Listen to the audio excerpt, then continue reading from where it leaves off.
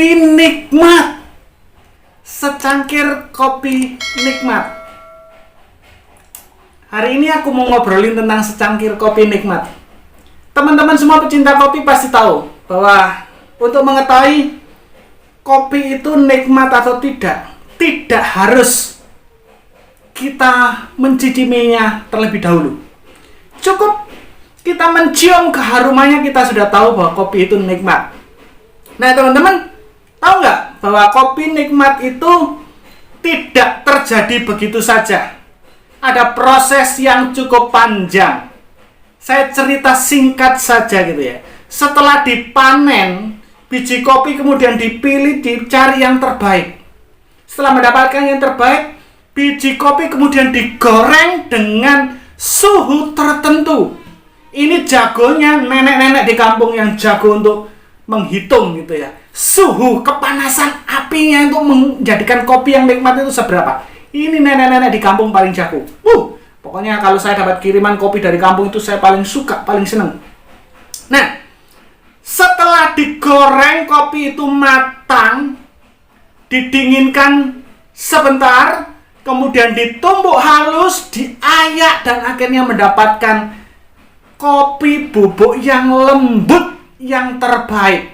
Setelah itu baru dicampur, dikasih dengan gula sesuai dengan takaran yang kita suka. Kasih air panas dan ditutup supaya panasnya merata. Baru kita bisa menikmati kopi nikmat. Ada proses yang cukup panjang. Nah, dalam kehidupan kita juga sama. Untuk mencapai titik kenikmatan itu ya. Kalau kopi ya kopi yang nikmat sempurna gitu ya.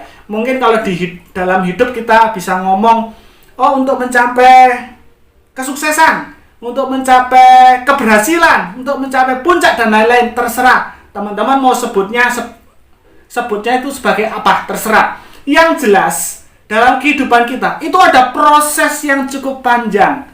Dan proses-proses itu biasanya nggak enak. Nah, tokoh-tokoh dalam Alkitab pun sama.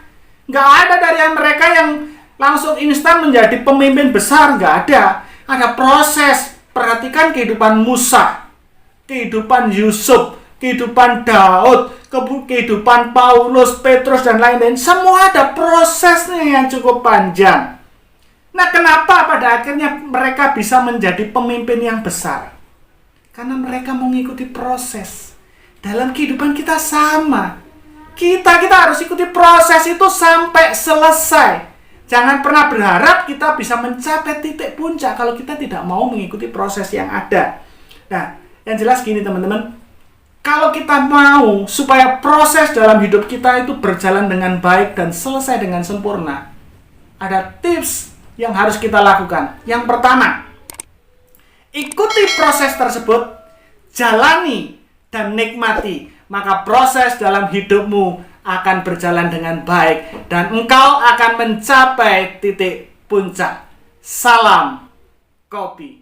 Teman-teman, jangan lupa like, share, dan subscribe juga biar sama loncengnya biar nggak ketinggalan video baru.